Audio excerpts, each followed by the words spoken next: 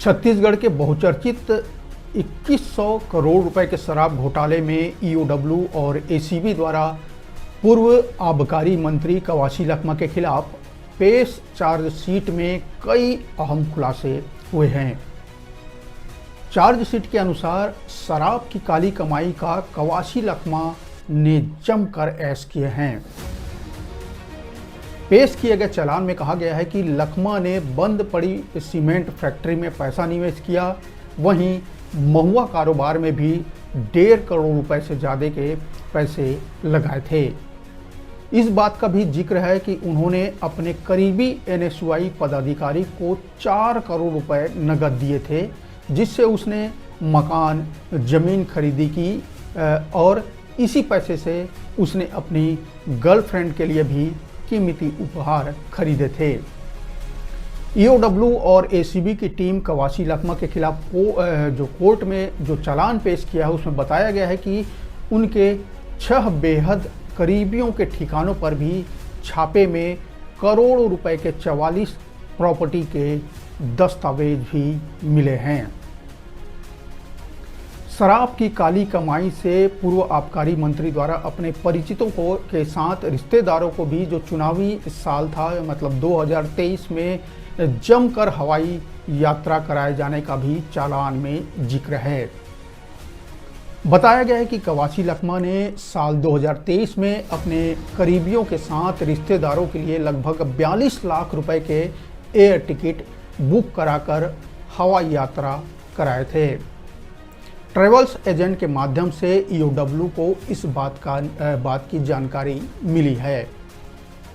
कवासी लखमा के खिलाफ कोर्ट में पेश किए गए पूरक चालान में ईओडब्ल्यू ने बताया है कि जो दंतेवाड़ा एनएसयूआई अध्यक्ष हलीम खान को पूर्व आबकारी मंत्री यानी कवासी लखमा ने साल 2020 में 4 करोड़ रुपए नकद दिए थे। इस पैसे से 1.5 करोड़ रुपए के हैदराबाद निवासी रेड्डी के नामक व्यक्ति को दिलवाया गया। इसके साथ 73 लाख रुपए में रायपुर की सेल्स टैक्स कॉलोनी में शाहरुख खान के नाम से मकान भी खरीदा गया। 80 लाख रुपए के गहने भी इसी पैसे से खरीदे गए। हलीम ने 12 लाख नगद अपनी परिचित महिला नगीना लेखन को दिए और 76 लाख रुपए अपने पत्रकार मित्र के पास भी रखवाए थे। पूर्व आबकारी मंत्री लखमा ने एनएसयूआई पदाधिकारी के पास विधानसभा चुनाव के 3 साल पहले रकम सुरक्षित रखने के लिए दिए थे। इसका बड़ा हिस्सा पदाधिकारी ने निवेश कर दिया और लाख रुपए अपनी गर्लफ्रेंड को भी दे दिए। इसके साथ ही कवासी द्वारा उपलब्ध कराए गए पैसों से हलीम द्वारा 3.25 लाख रुपए के आईफोन खरीदने का भी चालान में जिक्र है।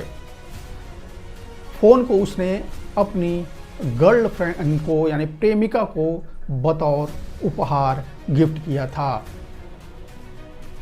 महुआ खरीदी करने रकम निवेश मतलब ईओडब्ल्यू के चालान में इसको भी लेकर उल्लेख है कि कवासी लखमा के पास पेशे से ट्रांसपोर्टर और कारोबारी तोंगपाल के रहने वाले जयदीप भदौरिया साल 2020 में महुआ की बढ़ती कीमतों को देखते हुए महुआ संग्रहण करने 1 करोड़ रुपए कवासी लखमा से उधार लिया था।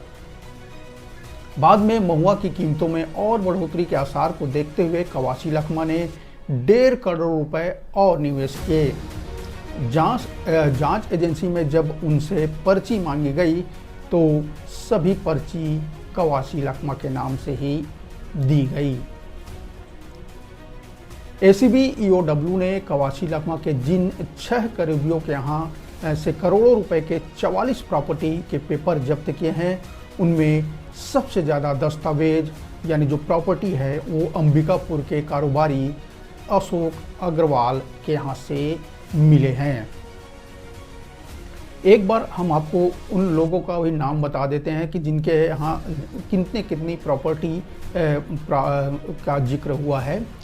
बशीर अहमद जो सुकमा निवासी है, उनके यहाँ से 7 प्रॉपर्टी के पेपर मिले हैं। उसी तरह रायपुर के रहने वाले जी नागेश के यहाँ 11 प्रॉपर्टी के पेपर मिले हैं। दंतेवाड़ा के राजकुमार तामो के यहाँ 7 प्रॉपर्टी के पेपर, उसी तरह सुकमा के राजेश नारा के यहाँ 2 प्रॉपर्टी के पेपर, सुकमा के ही पारसमल जैन के यहाँ 3 प्रॉपर्टी के पेपर मिले हैं। आपको बता दें कि सबसे ज़्यादा प्रॉपर्टी के पेपर अंबिकापुर के अशोक कुमार अग्रवाल यानी उनके यहाँ 14 प्रॉपर्टी के पेपर का जिक्र है।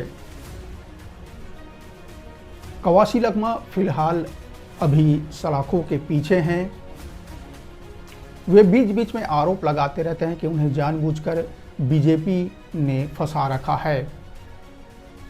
इधर भूपेश बघेल भी पिछले दिनों कवासी लखमा से जेल में मिलने गए थे और उन्होंने भी आरोप लगाया कि बीजेपी जानबूझकर उन्हें परेशान कर रही है। फिलहाल जैसे कि चालान पेश कर रही है ईओडब्ल्यू और एसीबी, फिलहाल तो नहीं लगता कि कवासी लखमा हाल फिलहाल जेल से बाहर आ पाएंगे। इस पर कुछ भी अपडेट होता है तो हम आपसे ज़रूर शेयर कर रहेंगे। तब तक बने रहिए न्यूज़ 36 के साथ और मुझे दीजिए इजाज़त। नमस्कार, जय जोहार, राम राम।